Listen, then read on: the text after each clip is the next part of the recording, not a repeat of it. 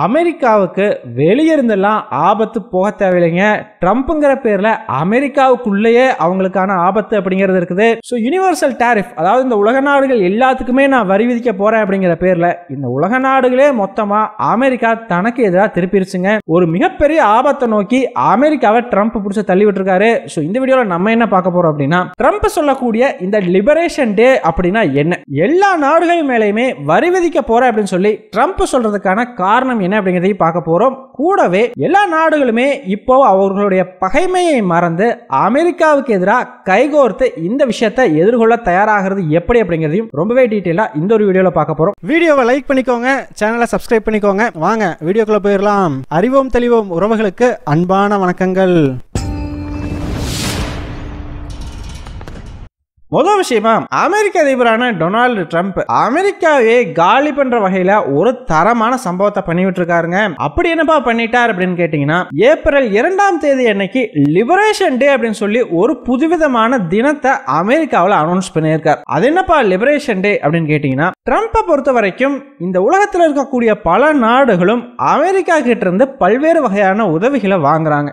அது ராணுவ ரீதியான உதவியா இருக்கட்டும், இல்ல பொருளாதார ரீதியான உதவியா இருக்கட்டும், இந்த மாதிரி பல உதவிகளும் அமெரிக்கா கிட்ட இருந்து இந்த நாடுகளுக்கு கிடைக்குது. ஆனா இந்த நாடுகள் எல்லாம் கொஞ்சம் கூட அந்த விசுவாசம் இல்லாம அமெரிக்க பொருட்களுக்கு எதிராக அதிக அளவுக்கு வரி விதிக்கிறாங்களாம். இதன் மூலமா, இந்த மாதிரி அதிக வரி விதிப்பின் மூலமா அமெரிக்க பொருளாதாரத்தை இவங்க சுரண்டுறாங்க. இதனால அமெரிக்க மக்கள் மேல வரி சுமை அப்படிங்கிறது ரொம்ப பெரிய அளவுக்கு அதிகரிக்குது. அமெரிக்க மக்கள் கிட்ட அதிக அளவுக்கு வரி வாங்கி நம்ம இந்த நாடுகளுக்கு எல்லாம் இலவசமா ராணுவ உதவி அப்படிங்கறத பண்ணிட்டு வர்றோம். இனிமேல் அது நடக்காது.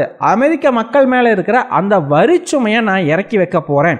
இதுதான் இந்த லிபரேஷன் டே அப்படின்னு சொல்லி ஏப்ரல் 2 லிபரேஷன் டேவா அனௌன்ஸ் பண்ணியிருக்காரு. அது என்னப்பா ஏப்ரல் 2ஆம் தேதி பர்டிகுலரா ஏப்ரல் 1ஆம் தேதி அனௌன்ஸ் பண்ணியிருக்கலாம்ல அப்படின்னு கேட்கப்பட்ட பொழுது, ஏப்ரல் 1ஆம் தேதி ஏப்ரல் ஃபூல்ஸ் டே வாங்க. நம்ம எல்லாம் ஸ்கூல் படிக்கும் போது இந்த ஏப்ரல் ஃபுல் பண்ணி விளையாண்டுருப்போம் இல்லையா? அந்த ஒரு டேட்ல நான் ஒன்னு அனௌன்ஸ் பண்ணேன் அப்படின்னா, நான் ஃபுல் பண்றேன்னு நினைச்சுக்குவாங்க, இல்லைன்னா விளையாட்டா சொல்றேன்னு நினைச்சுக்குவாங்க. நான் எவ்வளவு சீரியஸா இருக்கணும்ன்றதை காட்டுறதுக்காக ஏப்ரல் 1ஆம் தேதியை விட்டுட்டு ஏப்ரல் 2ஆம் தேதியை இந்த லிபரேஷன் டேவுக்காக சூஸ் பண்ணியிருக்கேன் அப்படின்னு வந்து சொல்லியிருக்காருங்க. சரிப்பா, ட்ரம்ப் என்னதான் பண்ண போறாரு இந்த லிபரேஷன் டே அன்னைக்கு அப்படின்னு கேட்டீங்கன்னா, இந்த உலக நாடுகள் மொத்தமா எல்லா நாடுகள் மீதும் வரி விதிக்க போறதா ட்ரம்ப் அனௌன்ஸ் பண்ணியிருக்காருங்க. முதல்ல ஒரு டர்ட்டி 15 கண்ட்ரீஸ் அப்படின்னு சொல்லி ஒரு 15 நாடுகளை மட்டும்தான் இந்த ஒரு லிஸ்ட்ல எடுத்து வச்சிருந்தாங்க. இந்த 15 நாடுகளுக்கு எதிராக மட்டும் அமெரிக்கா வரி விதிக்கும் அப்படின்னு சொல்லி எதிர்பார்க்கப்பட்ட நிலைமையில ட்ரம்ப் பாத்தீங்கன்னா இந்த உலகம் பூரா இருக்கிற எல்லா நாடுகளுக்கும், அதாவது யாரெல்லாம் அமெரிக்காவுக்கு கூட வர்த்தகம் பண்றாங்களோ அவங்க எல்லார் மேலேயுமே வரி விதிக்க போறேன். எந்தெந்த நாடுகள் அமெரிக்காவுக்கு எவ்வளவு வரி விதிக்கிறாங்களோ அதை பொறுத்து அமெரிக்காவுக்கும் அவங்களுக்கு எதிராக பதில் வரி அப்படிங்கிறது விதிக்கப்படும் அப்படின்னு சொல்லியிருக்காருங்க. சிம்பிளா சொல்லணும் அப்படின்னா, இப்போ உதாரணத்துக்கு இந்தியாவே எடுத்துக்கலாங்க. அமெரிக்காவில இருந்து ஆப்பிள் ஐபோன் ஒன்னு 1 லட்சம் ரூபாய்க்கு இந்தியாவுக்கு வருதுன்னு வச்சுக்கோங்க. இந்திய அரசாங்கம் இந்த ஐபோன் மேல 25% வரியை விதிச்சு 1,25,000 இந்தியன் மார்க்கெட்டுக்குள்ள கொண்டு வர்றாங்கன்னு வச்சுக்கோங்க. இப்ப ட்ரம்ப் வைக்கிற குற்றச்சாட்டு என்ன அப்படின்னு பாத்தீங்கன்னா, அந்த ஐபோனோட விலையே 1 லட்சம் ரூபா தான். அந்த ரேட்டுக்கே இந்திய அரசாங்கம் அலோவ் பண்ணாலோ இல்ல 5% 10% போட்டாலோ இன்னும் நிறைய இந்திய மக்கள் இந்த ஆப்பிள் ஐபோன் அப்படிங்கறத வாங்குவாங்க. ஆனா இந்திய அரசாங்கம் 25% அளவுக்கு வரி விதிக்கிறதன் மூலமா அங்க பொருளினுடைய விலை அப்படிங்கிறது இந்தியன் மார்க்கெட்டுக்குள்ள அதிக அளவுக்கு போயிருது. நீங்க நிறைய பேர்த்த பார்த்திருக்கலாம், இந்த ஐபோன் வாங்குறதுக்கு மலேசியா போயெல்லாம் வாங்கிட்டு வருவாங்க. ஏன்னா அங்க வரி அப்படிங்கிறது ரொம்பவே கம்மி. இந்த மாதிரி வரி அதிகரிக்கிறதன் மூலமா இந்திய மக்களை இந்த ஐபோனை பெரிய அளவுக்கு வாங்க விடாம இந்திய அரசாங்கம் தடுக்குது இல்லையா? இதன் மூலமா இந்திய அரசாங்கத்துக்கு இந்த ட்ரேட் சர்ப்ளஸ் அப்படிங்கிறது அமெரிக்கா கூட இருக்கிற அந்த வர்த்தக உறவுல கிடைக்குது. அதாவது இந்த ட்ரேட் சர்ப்ளஸ்னா என்ன அப்படின்னு பாத்தீங்கன்னா, இப்போ அமெரிக்கா அவங்க நாட்டு பொருட்களை இந்தியாவுக்கு ஏற்றுமதி செய்யறாங்கன்னு வச்சுக்கோங்க. ஒரு $100 பில்லியன் அளவுக்கான பொருட்களை ஏற்றுமதி செய்யறாங்க. அதன் மூலமா அந்த $100 பில்லியன் அப்படிங்கிறது அவங்களுக்கு வருவாயா இருக்கும். அதே இடத்துல இந்திய அரசாங்கம் அமெரிக்காவுக்கு இந்திய பொருட்களை $145 பில்லியன் அளவுக்கு ஏற்றுமதி செய்யறாங்க. இதன் மூலமா பாத்தீங்கன்னா இந்தியாவுக்கு $45 பில்லியன் அப்படிங்கிறது இந்த ஒரு ட்ரேட்ல வருவாயா வந்து கிடைக்குது இல்லையா? அதே அமெரிக்காவுக்கு பாத்தீங்கன்னா இந்த $45 பில்லியன் அப்படிங்கிறது இழப்பு. ஏன்னா அவங்க வெறும் $100 பில்லியன் தான் வருவாய் பார்க்கறாங்க. ஆனா இந்தியா $145 பில்லியன் பார்க்குது இல்லையா? ஆக்சுவலாவே அமெரிக்காவுக்கும் இந்தியாவுக்கும் இடையிலான இந்த வர்த்தக உறவுல $45 பில்லியன் அளவுக்கு சர்ப்ளஸ் அப்படிங்கிறது இருக்குது. இந்த சர்ப்ளஸ்க்கு காரணம் இந்த மாதிரி அதிக வரியை அமெரிக்க பொருட்கள் மேல விதிக்கிறதன் மூலமா இந்திய அரசாங்கம் இந்திய மக்களை அமெரிக்க பொருட்களை வாங்க விடாம தடுக்குது. இப்ப அதை சரி பண்றதுக்காக ட்ரம்ப் என்ன ஒரு விஷயத்தை முன்வைக்கிறார் அப்படின்னு பாத்தீங்கன்னா, இந்தியாவிலிருந்து ஏற்றுமதி ஆகக்கூடிய பொருட்கள், இந்தியாவிலிருந்து பாத்தீங்கன்னா பார்மசி ரிலேட்டடா, ஸ்டீல், இந்த மாதிரி இரும்பு ரிலேட்டடான விஷயங்கள், டெக்ஸ்டைல்ஸ், இந்த மாதிரி பல விஷயங்களும் அமெரிக்காவுக்கு ஏற்றுமதி ஆகுது இல்லையா. உதாரணத்துக்கு நம்ம இங்க இரும்பு கம்பிகள் எடுத்துக்கலாம். 1 லட்சம் ரூபாய் மதிப்புள்ள இரும்பு கம்பிகள் அமெரிக்காவுக்கு இவ்வளவு நாளா ஏற்றுமதி ஆகும்போது 5% தான் வரி இருக்குதுன்னு வச்சுக்கோங்க. அமெரிக்கா மார்க்கெட்டுக்குள்ள போகும்போது 1,05,000 ரூபாயா அந்த இரும்பு கம்பிகள் வந்து போகும். ஆனா ட்ரம்ப் வந்து இனிமேல் அதற்கு 25% வரி விதிக்க போறாரு. இதன் விளைவா பாத்தீங்கன்னா இனிமேல் இந்தியாவினுடைய இரும்பு கம்பிகள் 1,25,000 ரூபாய் அப்படிங்கிற அளவுக்கு அமெரிக்கன் மார்க்கெட்டுக்குள்ள போகும். இப்ப இரும்பு கம்பியினுடைய விலை அதிகமானதுனால பாத்தீங்கன்னா அமெரிக்க மக்களும் இந்திய பொருட்களை வாங்கறத குறைப்பாங்க இல்லையா. இதன் மூலமா இந்த ட்ரேட் சர்ப்ளஸ் அப்படிங்கிறது பேலன்ஸ் ஆகும் அப்படின்ற மாதிரி வந்து ட்ரம்ப் சொல்றாருங்க. ஆனா ஆக்சுவலா இதுதான் நடக்குமா, இந்தியாவுக்கு மட்டும் தான் பாதிப்பு இருக்குமா அப்படின்னு கேட்டீங்கன்னா, ஆக்சுவலா இந்தியாவுக்கு மட்டும் இல்லைங்க, அமெரிக்காவுக்கு தான் இதனால மிகப்பெரிய பாதிப்பு அப்படிங்கிறது இருக்கும். காரணம், அமெரிக்க மக்கள் தான் இந்த 25,000 ரூபாய் எக்ஸஸ் அமௌண்ட் அப்படிங்கறத இந்த இரும்பு கம்பிகளுக்கு கொடுத்து வாங்கணும். அவங்களுக்கு சீப்பரா வேற ஒரு நாட்டில இருந்து இரும்பு கம்பிகள் கிடைச்சிட்டா பிரச்சனை இல்லை. ஆனா கிடைக்கல அப்படின்னா இதே இரும்பு கம்பியை அதிக விலை கொடுத்து தானே வாங்கி ஆகணும். அது மட்டும் இல்லைங்க, ட்ரம்ப் இந்த வரி விதிப்பு அப்படிங்கறத இந்தியா மேல மட்டும்தான் போட போறாரு அப்படிங்கும் பொழுது அது பிரச்சனையா இருக்காது. வேற ஏதாவது ஒரு நாடு கிட்ட இருந்து கம்மியான விலைக்கு இந்த இரும்பு கம்பிகளை வாங்கிக்கலாம். ஆனா ட்ரம்ப் என்ன சொல்றாரு, நான் எல்லா நாடுகள் மேலேயும் போட போறேன் அப்படின்ற மாதிரி சொல்லியிருக்கிறாரு. குறைந்தபட்சம் இந்த டர்ட்டி 15 கண்ட்ரீஸ், அதாவது அந்த முக்கியமான 15 நாடுகள் மேலேயாச்சும் நான் போடுவேன்னு சொல்லியிருக்காரு. இந்த 15 நாடுகள் தான் அதிக அளவுக்கு அமெரிக்காவுக்கு ஏற்றுமதி பண்ணுது அப்படிங்கும் பொழுது அமெரிக்காவுக்கு உடனடியா ஒரு ஆல்டர்னேட்டிவ் கிடைக்காதுங்க. இரும்பு கம்பி இன்னும் கம்மியான விலைக்கு கிடைக்காதுங்க. ஆட்டோமேட்டிக்கா அமெரிக்கா மக்கள் அதிக விலை கொடுத்து இரும்பு கம்பி, இந்த மாதிரி வெளிநாட்டிலிருந்து வரக்கூடிய பொருள்களை அதிக விலை கொடுத்து வாங்க வேண்டிய சூழ்நிலை உருவாகும். இதன் மூலமா அமெரிக்காவுக்குள்ள பணவீக்கம் அப்படிங்கிறது அதிகரிக்கும், மிகப்பெரிய அளவுக்கு அதிகரிக்கும். அமெரிக்கா பொருளாதாரமே டேமேஜ் ஆகும். இதை பத்தி ட்ரம்ப் கிட்ட கேட்கப்பட்ட பொழுது அவர் என்ன வாதத்தை முன்வைக்கிறார் அப்படின்னு பாத்தீங்கன்னா, இந்த மாதிரி ஒரு சூழ்நிலை உருவாச்சுன்னா ஆட்டோமேட்டிக்கா அமெரிக்காவுக்குள்ளேயே இரும்பு கம்பிகளை மேனுஃபேக்சர் பண்ணக்கூடிய கம்பெனிஸ் எல்லாம் உருவாகும். அந்த கம்பெனிஸின் மூலமா எங்களுக்கு தேவையான இரும்பு கம்பிகளை நாங்களே மேனுஃபேக்சர் பண்ணிக்குவோம், அது கம்மியான ரேட்டுக்கு அமெரிக்க மக்களுக்கு கிடைக்கும். அமெரிக்காவிலேயே இனிமேல் எல்லா பொருட்களையுமே தயாரிப்போம். இதன் மூலமா மேனுஃபேக்சரிங் இண்டஸ்ட்ரி அப்படிங்கிறது பெரிய அளவுக்கு அமெரிக்காவில் வளரும். ஆக்சுவலா அது பாத்தீங்கன்னா சைனாவுக்கு பெரிய அளவுக்கு மூவ் ஆகி போயிருச்சுங்க இந்த உலகமயமாதலின் விளைவா. அதெல்லாம் மறுபடியும் திரும்ப அமெரிக்காவுக்கே வந்துருங்கிற மாதிரி வாதத்தை முன்வைக்கிறாரு.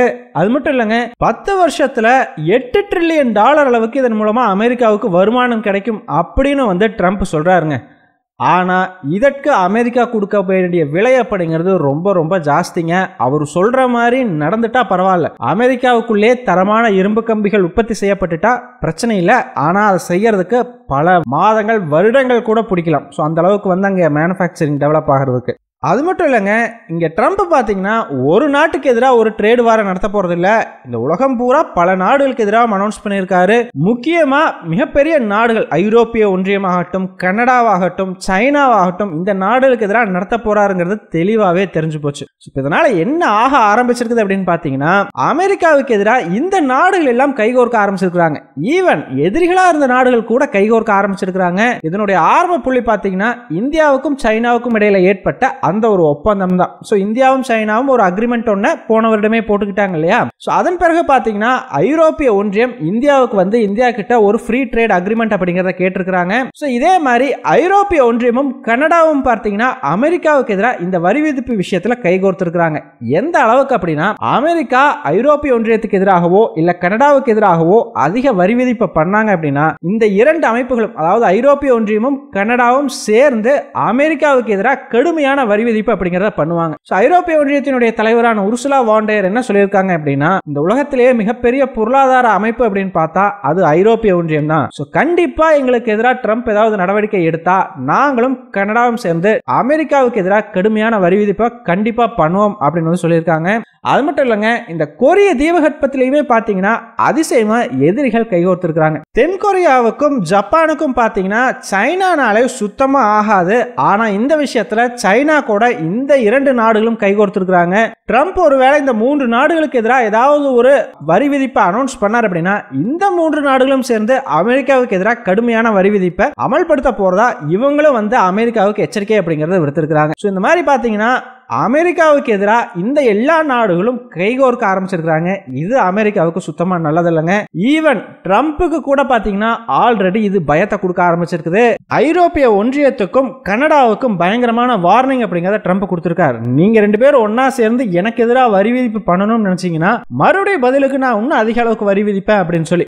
இந்த மாதிரி தனக்கு எதிராக தன்னுடைய நட்பு நாடுகளே கைகோர்க்கிற வகையில் எதிரிகள் கூட கைகோர்க்கிற ஒரு சூழ்நிலையை அமெரிக்கா இங்க உருவாக்கி இருக்குதுங்க. இந்த எல்லா நாடுகளை விட மிகப்பெரிய அளவுக்கு பாதிக்கப்பட போறது யாரா இருக்க போகுது அப்படின்னு பாத்தீங்கன்னா ஆப்வியஸ்லி அமெரிக்கா தான். ஏன்னா ஒரு நாடு இந்த உலகத்துக்கே எதிராக சண்டை போடணும், அதுலயும் குறிப்பா பொருளாதார ரீதியா கண்டிப்பா அமெரிக்கா தனிமைப்படுத்தப்படும். அமெரிக்காவினுடைய வலிமையே அவங்க பொருளாதாரமும் இந்த உலகமயமாதலின் விளைவா இந்த டாலருக்கு இருக்கக்கூடிய அந்த பவரும் தாங்க. இது ரெண்டுமே இல்லை அப்படின்னா அமெரிக்கா டம்மி ஆயிரும். அதை விட முக்கியமா அமெரிக்கா இன்னைக்கு பல நாடுகள் மேலேயும் பொருளாதார தடை அப்படிங்கறத விதிக்குது. அந்த பொருளாதார தடைக்கு எங்கிருந்து அந்த பவர் கிடைக்குது அப்படின்னு பாத்தீங்கன்னா அந்த நாடுகள் கூட யாராச்சும் உறவு வச்சுக்கிட்டா அமெரிக்கா அந்த நாடுகள் கூடயும் வர்த்தகம் பண்ணாது, அந்த நாடுகளுக்கு எதிராக வரி விதிக்கும் அப்படிங்கிற ஒரு பயத்தினாலதான் இந்த பொருளாதார தடைக்கு இவ்வளவு காலமா பவர் அப்படிங்கறத இருக்குது. ஆனா இப்ப ட்ரம்ப் இந்த மாதிரி அதிக வரியை இப்பயே விதிச்சிட்டார் அப்படிங்கும் பொழுது எல்லா நாடுகளும் இந்த பொருளாதார தடையெல்லாம் கண்டுக்க மாட்டாங்க. நீதான் ஆல்ரெடி வரி விதிச்சிட்டியப்பா, இனிமேல் நீ பொருளாதார தடை போட்டா என்ன போடலனா எனக்கு என்ன அப்படின்னு சொல்லி அமெரிக்கா போடக்கூடிய பொருளாதார தடைகளை காலில் மிதிச்சுட்டு அந்த தடை விதிக்கப்பட்ட நாடுகள் கூட வர்த்தகம் பண்றதுக்கான வாய்ப்புகளும் உண்டு. அமெரிக்காவோட பிக்கெஸ்ட் வெப்பனே பாத்தீங்கன்னா அவங்களுக்கு இல்லாம போயிடும். அப்படிப்பட்ட ஒரு ஆபத்துல கொண்டு போய் இப்ப ட்ரம்ப் அமெரிக்காவை நிறுத்தியிருக்காரு.